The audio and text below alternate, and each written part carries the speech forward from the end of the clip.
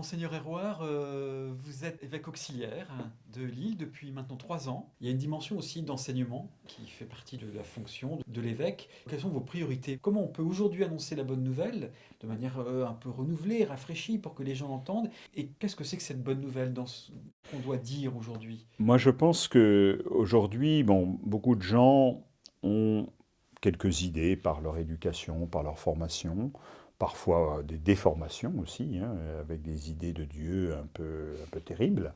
Je pense que ce qui est important aussi de pouvoir dire aux gens, c'est la proximité de Dieu. De dire que Dieu n'est pas un être lointain, indifférent, qui regarderait du haut du ciel comment les hommes se débrouillent et pas toujours très bien. Et montrer qu'au contraire, il est celui qui s'est engagé dans l'histoire des hommes, puisque par l'incarnation, le Christ partage notre condition humaine en toutes choses, sauf le péché. Et puis de dire que voilà, nos joies, nos peines, nos souffrances, nos projets, nos espérances, tout cela a du prix et compte aux yeux de Dieu. Beaucoup de gens se sentent un peu perdus dans notre monde hyper complexe. Dieu, il est celui qui est toujours avec nous. Et que quoi qu'il arrive, quelle que soit notre vie, quels que soient nos échecs, quelles que soient nos difficultés, nos malheurs, le Christ est là, il nous tend la main et on peut marcher avec lui.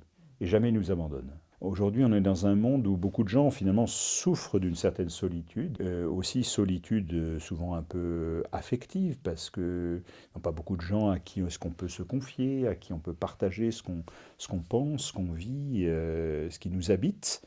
Eh bien, de se dire que le Christ est celui à qui on peut tout confier, qui marche avec nous et qui nous permet d'avancer sur notre chemin, que ce chemin soit très sinueux ou qu'il soit finalement relativement tranquille, c'est pas la question. Souvent, moi je vois des gens qui se disent mais comment Dieu peut pas s'intéresser à moi, ma vie est trop compliquée, ou il y a eu trop de problèmes. Mais si justement, c'est là où le Christ vient nous rejoindre.